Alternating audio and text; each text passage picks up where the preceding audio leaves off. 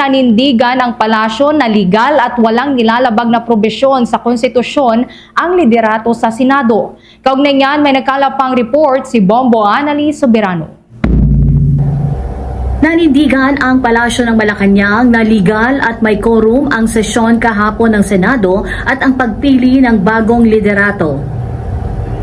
Gamit ang naging desisyon ng Korte Suprema sa makasaysayang kaso ng Avellino versus Cuenco, ayon kay Palace Press Officer Undersecretary Cleo Castro na walang nilabag na anumang probisyon sa konstitusyon ang sesyon ng Senado kahapon. Ipinaliwanag ni Castro na sa ilalim ng batas ang mga senador na beyond coercive reach o hindi pwedeng porsahing maiharap sa surgeon at arms, gaya ng mga nakadetine o hindi mahanap, ay ibinabawas sa kabuang bilang na makuha ang tamang basuhan ng majority. Dahil nakadetine si Senador Jinggoy Estrada at hindi naman mahanap si Senator De La Rosa, bumaba sa 22 ang recognized base number ng mga senador. Batay sa jurisprudence ng Avellino versus Cuenco, kinikilala ng Korte Suprema na ang 12 senador ay sapat na upang i-consider majority para magdeklara ng quorum at magpatuloy ang legal na sesyon ng mataas na kapulungan. Pakinggan natin si Palace Press Officer Undersecretary Cleo Castro. Tayong nilalabag na anumang probisyon ng konstitusyon, maliwalag naman, di ba, nakalagay sa konstitusyon, the Senate shall elect the Senate President by the vote of majority of all the members. May inelect ba na Senate President? Di ba wala? Pero nung nagkaroon ng quorum, pwede silang gumawa ng transaksyon. At legal, ang pagdeklara na bakante lahat ang Senate elected or elected Senate positions. So, walang dinideklara, walang binoto, walang inelect na Senate President, acting Senate President. So, ano ang nilalabag na probisyon ng konstitusyon?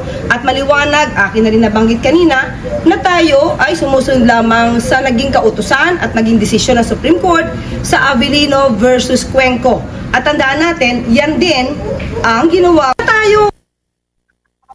Wala rin kapangyarihan ang mga gabinete na kasulukuyang administrasyon na mangako sa sinuman para hindi ito panagutin. Tugon ito ni Castro sa alegasyon ni Senator Alan Peter Cayetano na may mga nasa kabinete ang nag-offer kay Senator Jinggoy Estrada na wala siyang kaso basta ito ay aalis sa kampo ni Cayetano. Pakinggan natin muli si Palace Press Officer Undersecretary Cleo Castro. Una, ano po bang kapangyarihan ng mga miyembro ng gabinete na mangako sa isang tao na di umanong sangkot sa anomalya? Nasasabihin, wala ka ng kaso. Wala silang karapatan. Wala silang kapangyarihan. Ang kapangyarihan ng pag-iimbestiga ay nasa kamay ng Office of the Ombudsman or ng DOJ. So, nasa Office of the Ombudsman ang pagre-rekomenda kung i-dismiss ang kaso o isasampa ang kaso. Walang kinalaman doon ang gabinete. Ang mahirap po kasi ngayon, mas marami ang paninira. Kumbaga, sa paninira na lamang sila kumakapit para iangat ang sarili nila. Ma'am, bukas naman si Pangulong Ferdinand Marcos Jr. na magpapangawag ng isang special session sa Senado upang maiwasan ang pagkaantala sa mga trabahong pambatasan. Sinabi ni Castro, handang pagbigyan ng Pangulo ang opisyal na kahilingan para sa special session. Pakinggan natin muli si Yusek Cleo Castro. Inclined ang presidente na to give in to the special request for or rather official request for the special session. Bakit? Kasi kung marami maaantala dahil sa mga nangyayaring ganitong kaganapan, hindi po nais ng Pangulo na magkaroon ng pag-antala sa trabaho ng Senado. Provided lamang po ang official request ay dapat po rin na kinapapalooban ng valid grounds for the calling of a special session.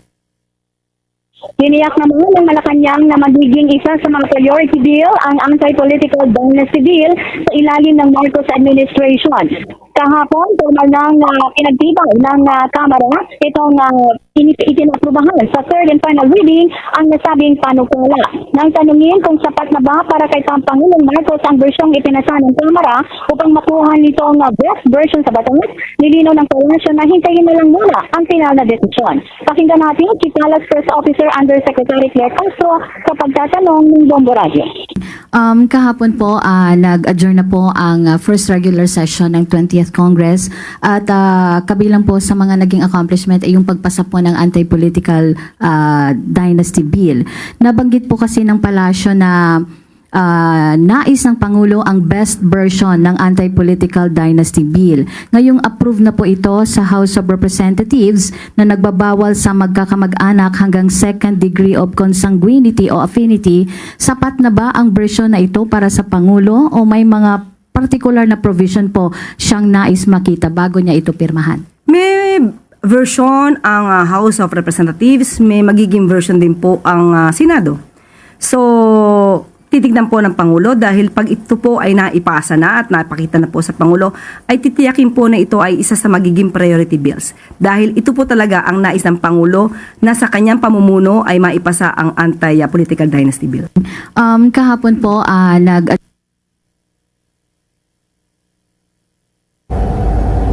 Bombo Anali Montaño Soberano nag-uulat. And this is Bombo Radio Philippines, the #1 and most trusted source of news and information. Basta Radio, Bombo! For the most trusted source of news and information, visit our website at www.bomboradio.com. Follow us on Bombo Radio mobile app, Facebook, YouTube, TikTok, and X, formerly Twitter. Like, share, and stay connected. Anytime, anywhere.